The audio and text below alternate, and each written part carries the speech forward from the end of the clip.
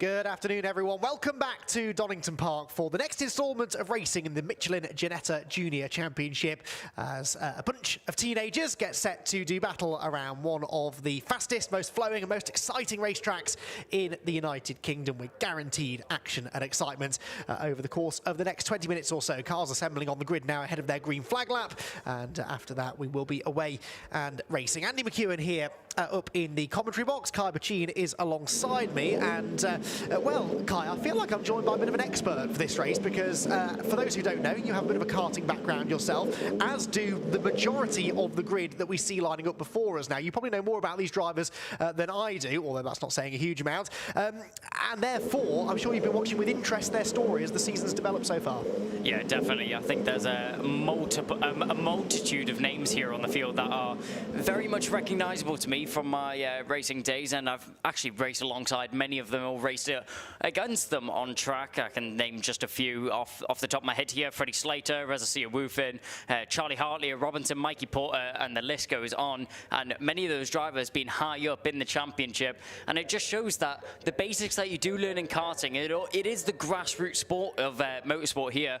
So those fundamentals, that racecraft that you learn out there in karting, is very much transferable up here into cars. You mentioned Freddie Slater. He has been doing rather well so far this season with 5 race wins from 6 races so far. The only slight blot on his copybook was at the first race at Silverstone a number of weeks ago, where we had a race that was won on that occasion by Leo Robinson, but that was a very wet race, a very wet race actually, and there was all sorts going on in that one. But Freddie Slater has been doing rather well again this weekend, because he's qualified on pole position. He's half a second up the road from Alicia Parmovsky, who is realistically at the moment, well, one of his nearest championship rivals. It's actually Hugo Schwarzer, the elite motorsport driver, second in the points. Reza Swarathan is third, and Alicia Parmovsky in 4th position. But Freddie, a driver who you said, Kai, you've raced against and come across in the past. The big question I need to ask is, were you quicker than him? Definitely not. That is the answer to that question. The answer is definitely not. No, Freddie Slater has been a staple name through all the routes of motorsport, all the classes that he's taken part in. He's definitely been up at the front end no matter what. Even if he's just came into a new class for the first time in a weekend, I'm sure you see him at least in the top 5, and that's been the case for Ginetta's here. Came straight into the class, fighting right up at the front end, and he's looking to keep it that way. Absolutely. I mean, came into Donington Park at the start of the season, his debut season in Ginetta Junior Racing, won all 3 races, claimed the pole position as well, I seem to recall, for that first race too. He has been exceptionally rapid and continues to be so here at Donington Park. As I said, the R-Racing driver on pole position then for the first of 3 20-minute races this weekend. Alongside him will be Alicia Parmovsky, who's been up and down as the season's gone on so far, still looking for her first win in the category. Might she be able to get it here today? Finn Harrison and Mikey Porter are together on the second row of the grid. Then it's Luca Hopkinson and Hugo Schwarzer. So Hugo Schwarzer second in the championship, the number 33 car, the German, with a bit of work to do there from 6th. Charlie Hart and Henry Jocelyn are next together on row number 4. Row 5 for Leo Robinson and Reza Swarathan. So again, another driver out of position, you'd have to say, on the grid there. Reza was actually over a second off pole position earlier on this morning. Chase Fernandez and Mackenzie Douglas are sharing the 6th row of the grid. Row 7 for Tom Spragg and Freddie Allen, and then the 8th row of the grid in what is a 19-car grid here this weekend is shared by Felix Livesey and Aidy Robinson in the R-Racing car, the Spaniard involved in a few incidents at Silverstone last time. Harry Moss and Holly Mile, the 2 Fox Motorsport rookie teammates, are together on row 9. At the back of the grid is where we find Bria Anglis in the Brakel Racing number 84. So, expecting some good racing in this one, Kai. Ginetta Junior Racing is never dull, let's be honest, but they do excel at these fast-flowing, momentum-based circuits. The slipstream is very powerful indeed. And here at Donington, it really is one of those tracks where, this sounds like a silly thing to say, but one corner leads into another, If you go side by side through one corner, it holds you up, the whole pack bottles together. We've seen some cracking junior racing down the years here at Donington, and I'm hoping for more of the same today. No, you're 100% right, Andy. As you were mentioning, it's one corner leads into another. If you get one bad exit, make one mistake through one corner, that's going to hurt you for the next 3-4 corners to come, and that just means that you're straight into the clutches of the drivers in behind. And with these junior series, it's so close between every single one one of them. You cannot miss a mark here on any of your laps, or you're straight going to be in the firing range of someone trying to get past you. Indeed so. And then, of course, you get into that final sector, which is not particularly fast and flowing, but it does feature the two very tight hairpins where many a driver has made a great lunge up the inside, and I'm sure that these youngsters are not going to be averse to doing the same sort of thing. So, as has been really the story of the season, our racing versus Elite Motorsport at the front of the grid. Our racing's Freddie Slater will be starting from pole. He is the grey and black number 70 car with the blue highlights on the left, the yellow and black of Elite Motorsport, the sort of traditional Elite Motorsport colours, if you like, for Alicia Palmowski. Then Assetto Racing's Finn Harrison starting third, and Mikey Porter will be on the outside of that second row of the grid. 20 minutes on the clock, the sun continuing to beat down here at Donington Park, and those red lights will go out momentarily. We'll be away in racing at Donington. Off they go. Freddie Slater making a decent start, tries to come across to block Palmowski, but Palmowski, not for the first time this season, actually gets the better start of the front row sitters. Can she come across in front of the pole sitter into Redgate corner, though? The answer is no, and so Freddie Slater will retain the advantage. Palmowski now trying to fend off Finn Harrison for second as they run out of Redgate corner, down the hill through the Craner curves. One car is out wide in the dirt further back. That was Mackenzie Douglas, but apart from that, Kai, clean start. No, very clean start. You can see drivers side by side all the way through the field.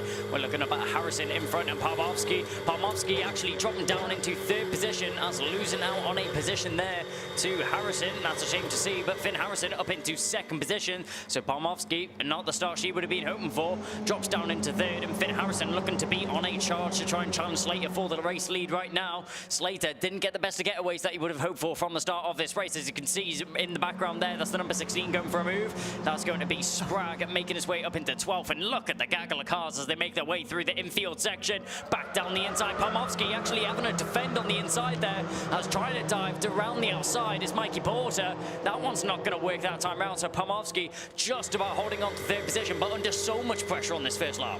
Yeah, indeed so. Palmowski, I think, went to the inside to defend into McLean's, lost all of her momentum. Remember, we spoke about how important momentum is here at Donington. That almost allowed Mikey Porter to go the long way round, but look in her mirror, she's got a sea of our racing cars just ganging up on her now as they drop down into the Melbourne hairpin. The leading two, therefore, getting away, and Palmowski doesn't know which way to go. She tries to hold the inside line. To the outside again goes the onboard camera car. That's number 19, Mikey Porter, but he still can't quite break through her defences. Bit of rubbing and touching going on further back. That almost ended in tears, but they've just managed to get away with that unscathed. Bits of trim do go flying in the background as the leaders make their way through Goddard's at the end of the first lap. 3 abreast action further back, and inevitably there is contact. One car sideways in the middle of the field. Did they gather that together? I think they might have done. That could have been a lot worse, Kai. Yep, everybody just about staying in a straight line right now as we see the drivers darting down towards turn 1 in the background there. That's an attempt for an overtake. Couldn't quite catch the number, but we'll see as they make their way through. Going defensive, that was the number 24 going down towards the first corner, just trying to hold on to the position that is available to them. As we see now going down the hill, as we make our way towards the old hairpin, a very tricky zone which we've seen from many drivers making mistakes. Very easy just to go a little bit too deep and a little bit too eager into the corner. A bad exit there from Palmowski means that Porter's able to gain a little bit of time on the exit, but not enough to be within overtaking range going up to the top end. And that's one driver off the circuit there. That looks like that was the number 51 of Edu Robinson. Your eyesight's better than mine because through the cloud of dust I couldn't see. You are right though, it is the number 51 car that's off down at the bottom of the hill. Out wide there at McLean's goes Chase Fernandez, the number 90. The car that got tagged sideways at the final turn, by the way, was Henry Jocelyn. That's a real shame because Henry had qualified 8th, came through in 14th at the completion of lap 1, and there was the moment down at the old hairpin, and well, unfortunately, Edu Robinson didn't get there on his own. It looked like Felix Livesey had at least a small part to play in all of that as the two tried to go side by side through the right-hander at the bottom of the hill. So typical Ginetta Junior action so far, fast, frenetic, you don't know where to look next. For the time being, let's focus on Hugo Schwarzer because he hasn't really made the forward progress he would have liked. In fact, he lost 2 places on that opening lap and might now lose another one because up the inside goes Reza Savarathan, 2 of the championship front runners here, Kai, side by side, but a lot further back than we expected. Yeah, a lot of battling going on right now, and you can see a little bit of damage there on the car of Fernandez. It looked like the hood cover was loose as he was making his way down the back straight towards the Melbourne hairpin. We'll see around the final couple of corners, drivers still rubbing as they make their way around the Goddards, and onto the home straight we go. And this is where we'll see if the damage is actually substantial there to the number 90 as we go down the home straight. Looks like that front fairing and the hood cover just about staying in place. Not anymore as he goes under braking there. It'll be very tricky to see where he's going as he's under braking. But even though he can't see where he's going, he dives down the inside trying to make the move. But on the switch back there, it looks like the number 78. That's going to be Reza Siawufin just about getting the switch back. They make their way down the hills. They're still fighting for position side by side. And it looks like it's going to be Fernandez actually maybe even losing out on 2 positions as they go down towards the old hairpin. Siawufin just about tagging into 8th position right now. And into a yellow flag zone, so they got that sorted just in time. That was Leo Robinson joining in the fun, but I do think that Fernandez managed to keep him at bay. Yep. Meanwhile, for the race lead, it is Freddie Slater not escaping at all here, is he, from Finn Harrison? Parmovsky still third despite that slightly sluggish start, or not start, but first half a lap or so, with Mikey Porter in behind her in 4th, trying to tag on with them in 5th is Luca Hopkinson. So a 5-car breakaway really at the front of the field, but Freddie Slater, as we saw at Silverstone, had a decent advantage on 1-lap pace in qualifying, but the effect of that slipstream car means that he cannot escape in the race. Yeah, Freddie Slater, though, great defense there as we made our way down towards the hill, towards the S's. But I'll tell you what, Slater, he may have the pace, but not the pace he would have been hoping for to drive away from Finn Harrison as we make our way now down towards the Melbourne hairpin. On the inside goes Slater, trying to follow through. Parmovsky manages to sneak up the inside there as Harrison's going to be squeezed out wide. He's going to lose 2 positions, maybe, no, just 1. Parmovsky squeezes Harrison onto the grass there as he's determined to not give up the position. Now darting to the outside, trying to get the switch back as they make their way through Goddard. You can see in the background there, that's going to be Hopkinson trying to make his way to the inside line on the exit. He's going to have a look at it. It looks like Harrison's just about fended it off though and got a good enough exit to hold his position for the time being. But Parmovsky capitalizing on that mistake there made by Harrison as he gets himself in a 2nd position, but not giving it up right now is Hopkinson as he's going to look to go all the way around the outside. He's going to tuck into the inside, maybe try and get the switch back as we make our way around Redgate and down through the 2nd corner.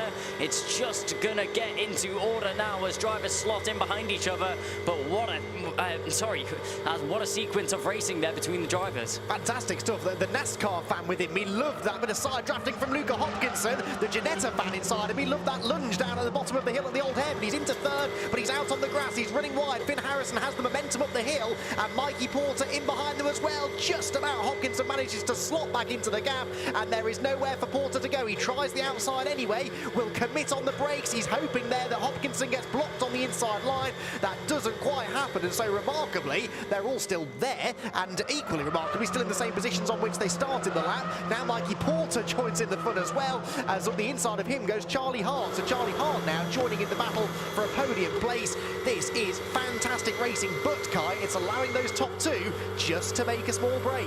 Yeah, especially Freddie Slater as well, as he was letting the drivers battling behind him as he backed off what was Harrison in 2nd position for the time being into Parmovsky. All of the drivers now sending it as hard as possible through the S's, and on the exit a little bit dust being kicked up from some drivers overcooking the corner. Now they make their way down towards the Melbourne hairpin. We're looking up at the front end there. That's Slater followed in behind by Parmovsky, but look at this battle right now, and forced a little bit wide there on the exit as he went too fast in is Harrison. Hopkinson's all over the back of him as they make their way down towards Goddard. Will he have a look up the inside? Will he think of a move just yet? No, he won't. He'll stay in order and wait for that slipstream to kick into effect as they make their way down towards the 1st corner. As with the overspeed you'll have is probably your best opportunity and your best bet to make an overtake. 2 drivers being warned about track limits already. One is Chase Fernandez. The other is Finn Harrison, who I saw definitely cutting over the corner through the chicane again. So don't be surprised if we hear of some track limits penalties before the checkered flag, much as we saw at Silverstone last time. Right, back to the midfield battle, and that's Henry Jocelyn in the white, red and blue car up the inside of the number 16 there of Spragg. Tom Spragg, that is, through Redgate corner. Tom manages to fend him off. Chase Fernandez there, the number 90, the other car being warned about track limits, but right now he's more concerned with Reza Siawufin trying to get up the inside of him, as Siawufin dropped 3 positions on the previous lap, down to 11th for the driver who, remember, came here 3rd in the championship and in danger of losing touch with the front runners already. Up through McLean's, they're pairing off now at the front of the field. 2 for the the lead, and then these two battling over third, and then in the background Charlie Hart and Finn Porter nose to tail for 5th position as well. I almost wonder here whether Palmowski and Slater, temporarily at least, Kai, are content to work together to try and pull away from the rest of the pack, then settle it between themselves later. It would definitely be optimal for the two drivers there, as diving down the inside there, we see the number 90 going for another overtake, and slipping through as well goes the 78. So Fernandez and Seawoofin both able to make a move there on Henry Jocelyn.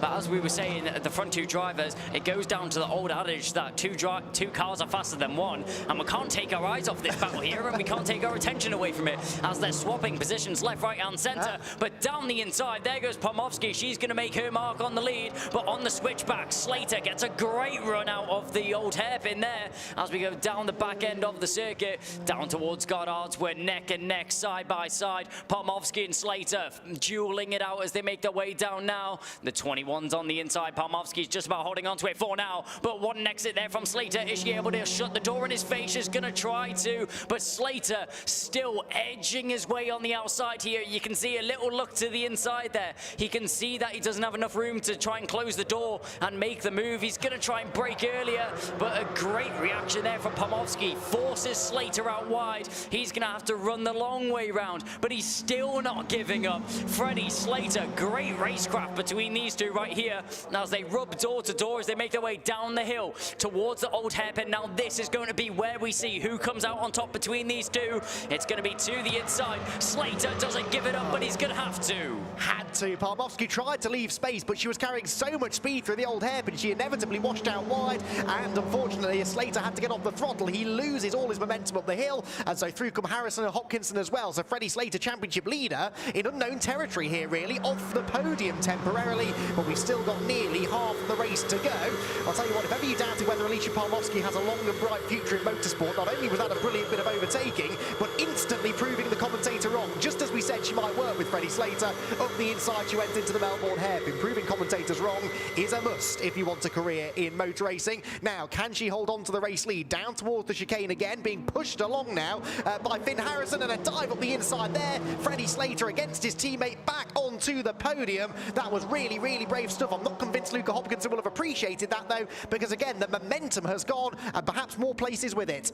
Yeah, Mikey Porter gets overspeed on the both of them here as he tries to arrive onto the back of this battle, trying to make his way through. You can see trying to sneak through on the inside as up front. You can see the drivers battling side by side, getting squeezed onto the grass there. Was Hopkinson. All of that momentum lost from that overtake from Slater, maybe even loses him 3 positions in doing so. We'll see as they come around the final corner. He just about stays in order, and Mikey Porter, even though he had a run on both of these cars, not able to gain any positions just yet, but we're still side by side as we go down the main straight here. Charlie Hart on the inside. The number 50 is going to get the inside line as we make our way into the first corner. We're going to dive down, but very late on the brakes there was Hopkinson as he tries to follow through. We actually have a time penalty going out to 2 of the drivers there. It's the number 90 and the number 38 there. So the 38 being Harrison. Harrison being in 3rd position right now. That 5-second penalty is going to be crucial for him. Big contact down through the crane of curves. That was coming from a long way away. The car on the inside got loose and tagged Mikey Porter. Now, was the car on the inside Luca Hopkinson? Couldn't quite see from there. I think it may well have been, the R-Racing car in the gravel, and that was a very spectacular lose at a very, very high-speed part of the circuit. I think that was Luca Hopkinson up the inside of Mikey Porter. The two of them tangled, and unfortunately have both deposited themselves in the gravel trap. Now, we'll wait and see whether that requires an appearance from the safety car. Meanwhile, Alicia Palmowski has her hands full. Freddie Slater coming up to challenge for the lead again, and you've got Finn Harrison in there too. So 3 cars, all representing different teams, going toe-to-toe for the race lead with 7 and a bit minutes to go. Palmowski on the inside, Slater on the outside, into the Fogarty S's. Palmowski always likely to win out on the way in, but can Slater get the better exit? Peek to the inside into the Melbourne hairpin, not quite, and so Palmowski able to come to the right and defend. Great racing between these three. You can see Harrison in the background there just minding his own business. But even though he's in this battle on track, but a great move there. He sees the door just squeeze open, and Slater does not waste any time on getting on the inside of Pomofsky there. But she'll still fight it as we make our way down towards the Goddard. We're going to go 3 wide down into the Goddard, a very wide area of the circuit, so it's not going to be any issue for any of the drivers to keep it on the track. Everyone has to slot into order, but as Harrison is involved in the battle on track, but in post-race circumstances and off the track, he has a 5-second penalty. So Harrison not really in contention for this race lead unless anything changes. Talking about changes, a dive to the inside. Sold the dummy beautifully, did Slater there on the entry, and he gets himself into race lead. Harrison slips through as well. Pomofsky just completely caught off guard there. That was a lovely move, and he got it stopped at the apex as well for my money there, Freddie Slater. So squeaky clean, really. Marshall's there attending to the cars at the old hairpin, so no overtaking into the right-hander, and almost there caught Finn Harrison out in second place. He very nearly ran into the back of the number 7 car of Freddie Slater in front of him. Through Starkeys, up through Schwantz curve they will go, and the race leader number 7 is Freddie Slater, the championship leader, trying his best to hang on. Another 5-second track limits penalty, you'll all be delighted to hear, and that's going the way of the number 48 car right now. That is Luca Hopkinson. Matters little really, because he's in the gravel down at the old hairpin as the leaders head out of Coppice Corner. Freddie Slater getting away now as Alicia Pomofsky and Finn Harrison go side by side again down towards the chicane. Yep, this battle now continues on. There's the confirmation on your screen of the penalties that have been awarded. Harrison breaks very late there going into the S's, maybe overcooks it just a little bit, just about keeps the car under control. Actually doesn't get a bad exit off the corner. Pomofsky does get a better exit though. So going down towards the Melbourne hairpin here, she has an opportunity, doesn't think of it just yet. Does Pomofsky? We go on the exit here. Slater with these two drivers battling in behind, able to extend just a couple cars width, a little bit of breathing room, so he doesn't need to worry about these drivers in behind just as much as he did before. You can see defensive goes the 38. Harrison just parking his car in the middle of the circuit, just covering off that inside and that outside line at the same time so he doesn't get undercut or overtaken going into the corner. Pomofsky is going to have to take the outside line. A very long look to his side there is Harrison, just making sure that he isn't level there with Pomofsky going into the first corner and just about keeping it in order. This is a great view here of the battle as we're looking on board with the number 50 of Charlie Hart. Charlie Hart, how's he managed to get himself into this position? I could have sworn that Charlie Hart was just down in a few positions, maybe down in like 8th or 9th a couple of laps ago, but he finds himself in 4th right now. Well, he managed to get himself ahead of the Hopkinson-Porter battle just before they sort of detonated down through the Craner curve, so he survived that, and now you're absolutely right, capitalising on the battle and going on ahead to close in on the fight for second place. He's had 2 podium finishes so far this season, has Charlie Hart, a 2nd and a 3rd.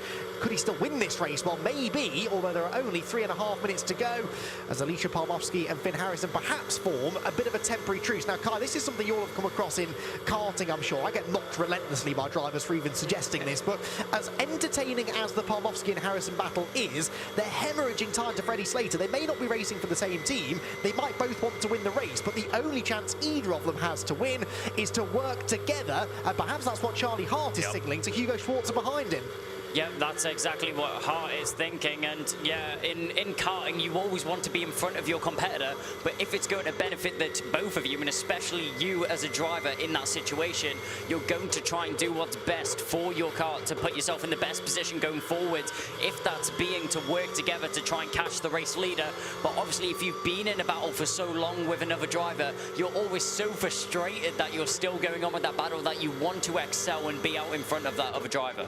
Yeah, absolutely, and it is that frustration, I think, slowly starting to boil over for one or two of them. Number 78 now being warned about track limits. That's Reza Samurathan, who's having a nightmare race, isn't he? Down in 11th place at the moment. 2.5 minutes to go, 2 laps to go, and 1.2 seconds is the gap between Slater and Harrison. Harrison, in a way, not there, though, with this 5-second penalty, so Pomofsky essentially is second, but she still physically has to negotiate the number 38 car ahead in order to have a chance of chasing the lead. Charlie Hart still gesticulating away as they go past the yellow flags at the top of the Craner curves.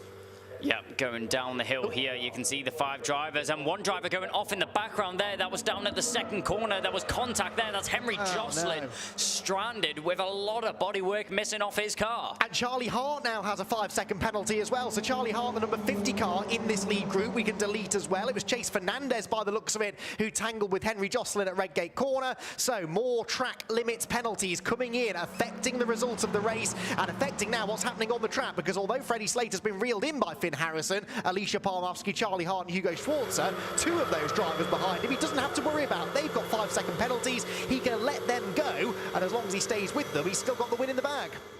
Realistically, the Battle 1 circuit right now, within this top 4, the only drivers in contention for the win are Slater and Palmowski. Down towards the S as we go. Slater doesn't know that though. He's racing for this track position, and he'll give it everything he's got. They go through the second part of the S's, now down towards the Melbourne hairpin. Palmowski gets on the inside of Harrison, so she'll get herself in a second position as Slater just about closes the door in time. Diving down the inside, Charlie Hart knocks into the rear end of Palmowski, nearly putting around. Great car control there from Palmowski to keep the car in the right direction, facing forwards. We now have 4 drivers all battling for second position with us. We make our way down towards Goddard as Palmowski just about keeping it in the front right now. As Charlie Hart knocks around. Charlie Hart knocks the rear bumper there. Palmowski puts around, loses 2 positions there. She manages to correct the car as now Leah Robinson's getting involved in this battle as well. Everybody's now getting a bit of action here for a battle for second position, but this is great news for what is Freddie Slater in the lead right now, as he's just walking away with the victory. Hugo Schwarzer is in second place. Don't ask me how. He got through all of that without any damage, apparently, and is into P2 now with a lap to go. He will set off after the race leader. Harrison 3rd on the road, Hart 4th on the road, both with damage, both with penalties, and Palmowski's on the grass at the inside, down through the old hairpin. Full commitment from Alicia Palmowski. That's what we want to see, and she goes back ahead again of Charlie Hart, whose car surely is wounded. You can see the bodywork rubbing. He needs to pull over, really, because that could now stop the car from steering properly into McLean's. Through comes the number 24 of not Mackenzie Douglas, yes, Mackenzie Douglas, got it right first time, who started 12th, by the way, and is up into the top 5 of what has been a crazy race in the Michelin Ginetta Junior Championship with less than half a lap to go. Yeah, Charlie Hart completely out of this race now, but look back up at the front end. Freddie Slater, and that's Hugo Schwarzer, has managed to get himself into second position, but as we're going down into the final couple of corners, we're making our way down into the S's right now, which is looking to be secure for our top 2, but we're keeping an eye on this battle right here. You can see Palmowski and Douglas still battling it out. Douglas with a great exit there out of the S's. They'll dive down towards the Melbourne hairpin. Will he think of a move going to the inside? Palmowski covers as they go down into the braking zone. Will there be a good exit here from the 24 to try and get the switch back? It's not good enough, but he still has a chance going down into Goddard. To the inside goes Palmowski. It's going to be a last corner dive if he wants to get it done here for Douglas. He's going to go the opposite way. Palmowski just about switches directions and closes the door going into the final corner. Palmowski will cross the line, but they're still side by side. Across the line we go. And Freddie Slater has a track limits penalty. Hugo Schwarzer just won that race because he was the only one in the lead group who didn't exceed track limits too often. So Schwarzer wins, Palmowski 2nd, Douglas 3rd, Leah Robinson 4th, and Freddie Slater, the on-track leader, is down in 5th place. Charlie Hart's car is self-destructing as it comes across the line, and after his track limits penalty, he will settle in 9th position, but he can't even see where he's going. Pulls over to the side of the road, and that, unfortunately, is going to be a lot of repair work to be done overnight for Elite Motorsport. Almost knocks into the wall, actually, as he pulls to the side of the road, but Hugo Schwarzer won that race. More now, yes, number 7 Freddie Slater, we now get told, has a 5-second penalty, but we'd seen it already on the amended results. So Schwarzer wins, Palmowski 2nd, Douglas in 3rd position. What a race. Wow, action aplenty here to kick off the weekend for Ginetta Junior Championship. We said it was going to be a good race. We said there was going to be action, but I don't think we were expecting that at all. Hugo Schwarzer, after the start, he would not have expected, he would not have hoped for from Hugo Schwarzer.